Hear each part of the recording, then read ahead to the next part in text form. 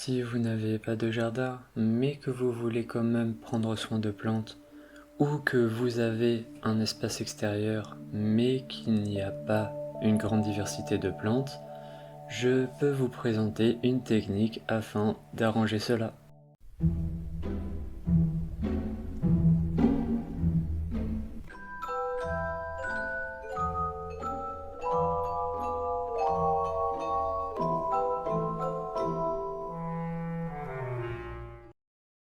Bonjour à vous, bienvenue dans cette vidéo où je vais vous présenter une technique qui permettra de débuter un jardin aromatique, ornemental, fruitier, dans ce cas plus précisément aromatique, à partir de 0 € avec que des matériaux de récupération et qui peut se faire aussi bien à l'extérieur qu'à l'intérieur.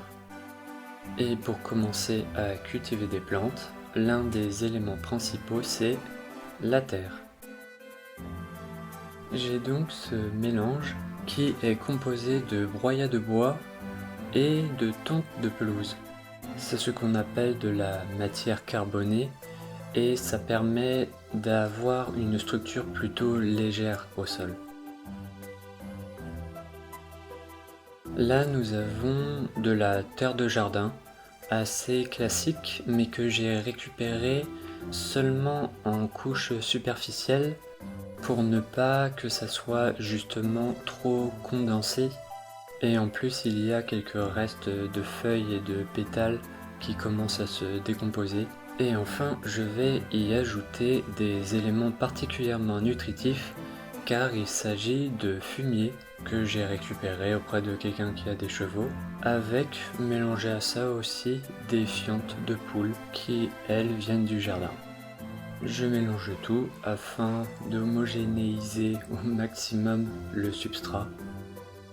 Et si donc vous n'avez pas accès à ces trois types d'éléments de terre, en prenant l'exemple que vous êtes en appartement, vous pouvez récupérer du substrat intéressant soit dans des déchetteries qui parfois proposent une sorte de compost issu des déchets verts qu'ils reçoivent, ou alors vous pouvez récupérer un substrat aussi très intéressant dans des zones bien arborées ou boisées, car le but de ce mélange c'est de reconstituer l'une des meilleures terres qui soit, qui est l'humus. C'est plus concrètement de la terre de forêt et c'est un substrat vraiment excellent pour y faire pousser énormément de plantes, dont notamment celles qui nous intéressent pour constituer un jardin. Exception faite de plantes ayant des besoins très spécifiques, comme par exemple les plantes carnivores ou la plupart des cactés. L'humus est donc constitué de terre assez générale, ce qui correspond à la terre de jardin que j'ai mis dans le mélange, et aussi en bonne partie de matière en décomposition. Donc ça correspond aux débris de bois et à la tonte que j'ai pu ajouter. Dans le milieu forestier, c'est concrètement les feuilles qui tombent et qui se décomposent au sol et les divers débris de bois.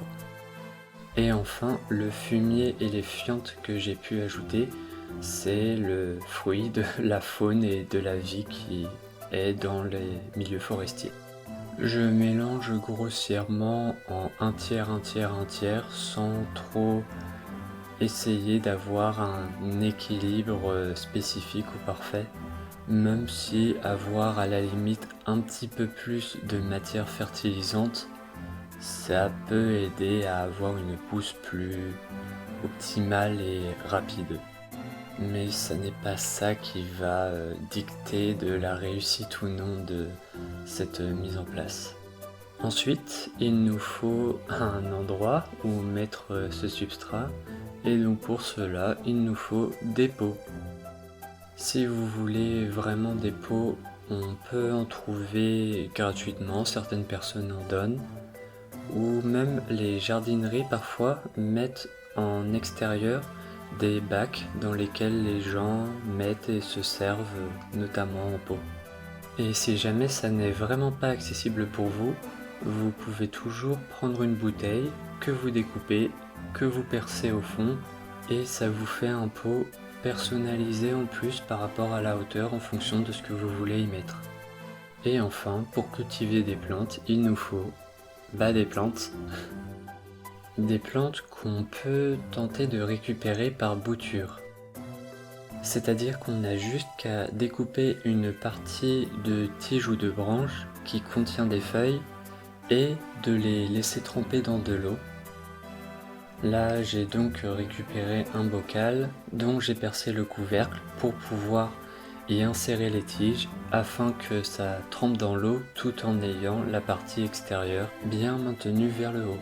J'ai donc utilisé de l'eau de pluie qui, en plus d'être gratuite, est une eau plus saine que celle du robinet par exemple.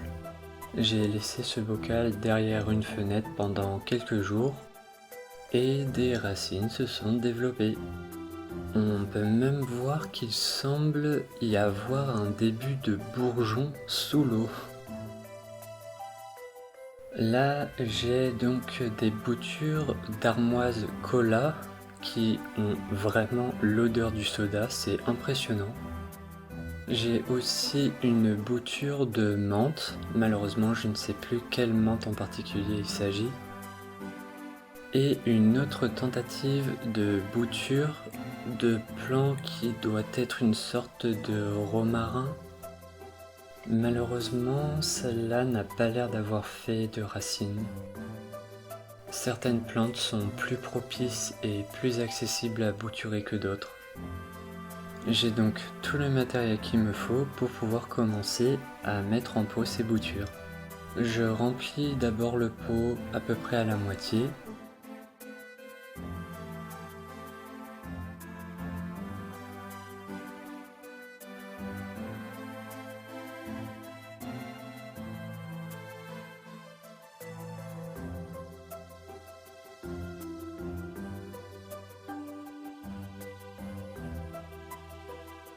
Et je retire assez délicatement la plante pour éviter de casser trop de racines.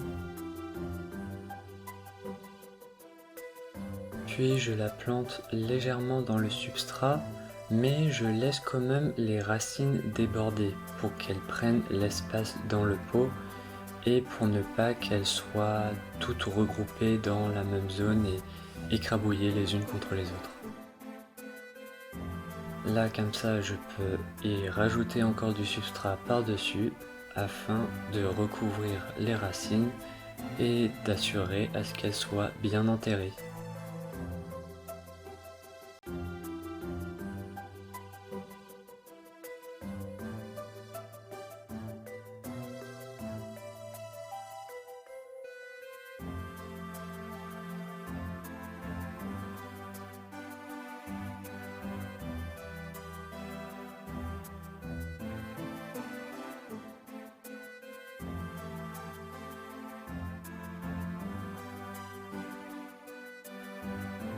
Cependant, je ne remplis pas encore tout le pot de substrat car je vais y mettre une autre plante. C'est une habitude que j'ai prise qui est d'ajouter du trèfle notamment car c'est une plante dite fixatrice d'azote. Les légumineuses dont font partie les trèfles ont la capacité de créer ce qu'on appelle des nodules symbiotiques. Ce sont des petites boules qui sont issues de la déformation des racines qui servent à accueillir des bactéries.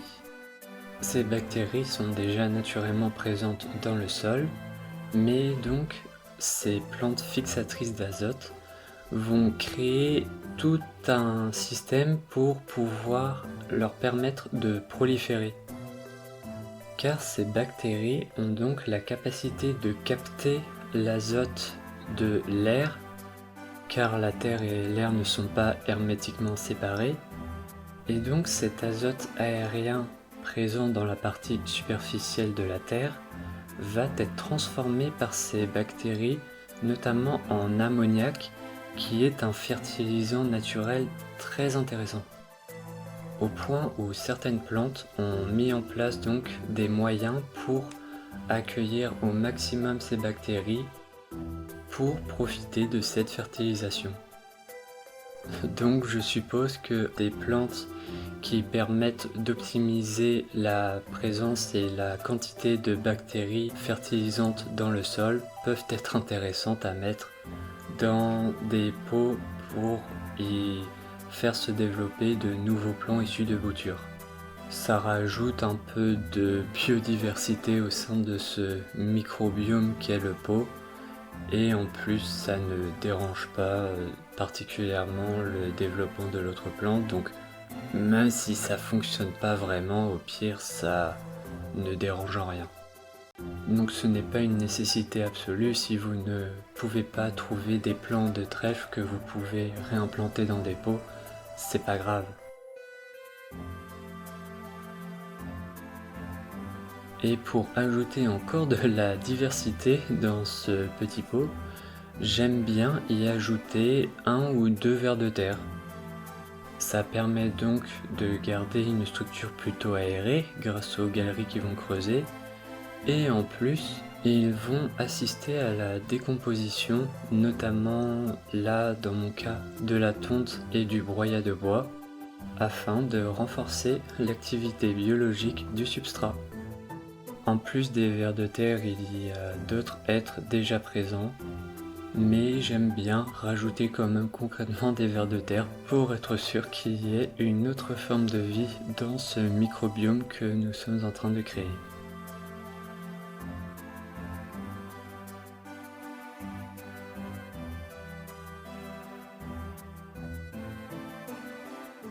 Voilà, l'assemblage est terminé, il ne reste plus qu'à arroser. Toujours avec de l'eau de pluie évidemment. En plus, ça va nous permettre de tester et de voir à quel point le substrat est bien mis en place ou non. Là, on voit que l'eau pénètre directement, ce qui est très bien, ça signifie qu'il est suffisamment léger, mais elle goûte petit à petit, ce qui veut aussi dire que le substrat prend quand même le temps d'absorber de l'eau, ce qui est vraiment excellent, car le but c'est que l'eau passe dans le substrat pour atteindre les racines, mais qu'elle y reste un minimum pour justement pouvoir les hydrater et pas que ça fasse un filet qui traverse le pot sans même que la plante ait le temps de boire, on va dire. Et on peut rajouter en dessous du pot une coupelle pour récupérer de l'eau. Donc là je réutilise par exemple le fond de bouteille. Alors cette fois ce qu'il faudrait c'est qu'il n'y ait pas de trou évidemment pour récupérer l'eau et éviter de mouiller l'endroit où vous l'avez déposé.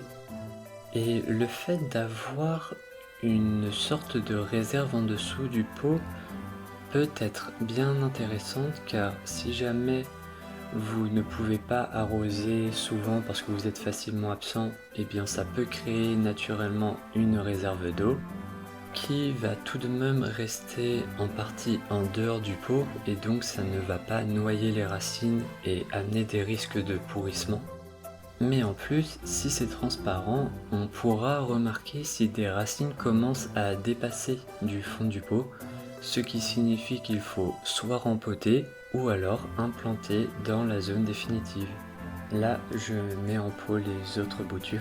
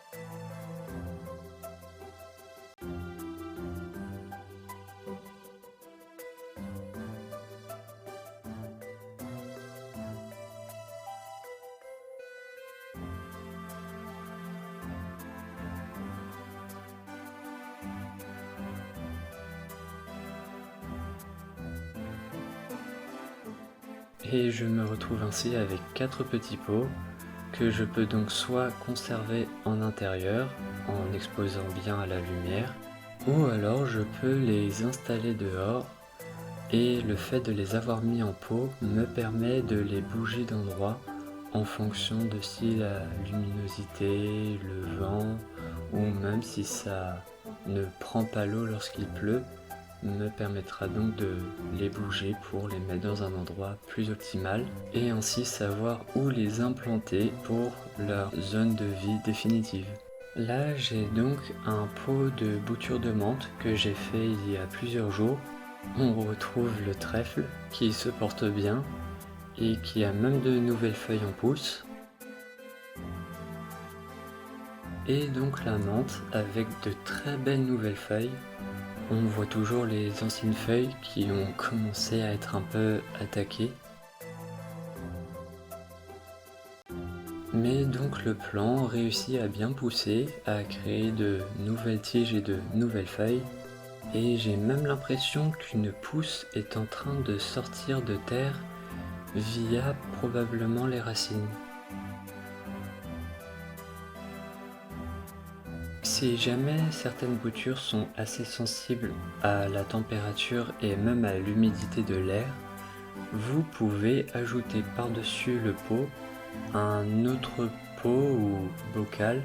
L'important c'est quand même que ça soit transparent, comme ça crée une sorte de mini-serre qui permet de préserver une certaine température et hygrométrie, c'est-à-dire un niveau d'humidité ambiant assez stable, ce qui peut être décisif pour certains plants. Je vais personnellement déposer ces nouvelles boutures sur mon étagère où j'y mets un peu tout ce qui est justement boutures et semis et divers plants à l'extérieur.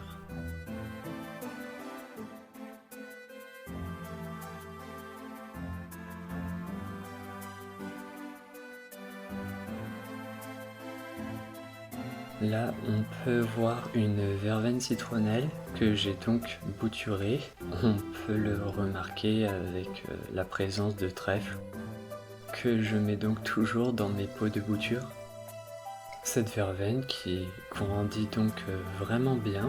Juste à côté, il y a un géranium que j'ai aussi bouturé, sauf que comme il s'agit d'un bout de branche qui est tombé, je l'ai juste replanté directement dans un pot de terre sans trop y prêter attention. Mais il a bien repris et là il commence à y avoir un vrai petit plant autonome. Et là encore on retrouve une bouture de menthe, de la menthe chocolat si je me souviens bien. Et j'ai aussi plusieurs plants de lierre car j'aime vraiment cette plante. Et donc ainsi j'ai pu avoir plusieurs variétés, donc gratuitement, juste en récupérant des petites parties que j'ai pu retrouver dans des talus ou le plus souvent des restes de taille que les gens jettent. Pour rester à l'extérieur, voici donc un plant de mélisse issu donc de boutures et juste à côté un bosquet de menthe, de la menthe citronnelle je crois bien. La plupart des plantes aromatiques sont assez faciles à bouturer, mais ça n'empêche que ça reste toujours quelque chose de très intéressant à faire pour avoir des plantes, et notamment en intérieur, à défaut d'avoir un jardin. Ça peut être même intéressant pour utiliser pour la cuisine. Pour les adeptes d'aromates, ça reste donc un moyen d'en avoir gratuitement et qui plus est de savoir la provenance et la manière dont ça a été cultivé. Là je vais vous montrer un plant que j'ai donc bouturé de thym antillais et qui est vraiment très grand. Ce qui est encore plus impressionnant, c'est le fait que le pot est vraiment tout petit et le plant déborde vraiment de partout. Je l'avais donc mis dans un bocal transparent pour pouvoir voir quand est-ce qu'il y a des racines et aussi donc créer cette petite réserve d'eau. Mais je ne me décide pas forcément à le rempoter car le plant déjà se plaît bien comme ça et je trouve ça assez amusant de voir ce plant si gigantesque par rapport au pot si petit. Et j'ai utilisé ces techniques avec donc d'autres types de plantes, dont des ornementales d'intérieur. Cette plante, je ne sais pas le nom, j'ai juste récupéré une branche avec quelques feuilles dessus dans une poubelle.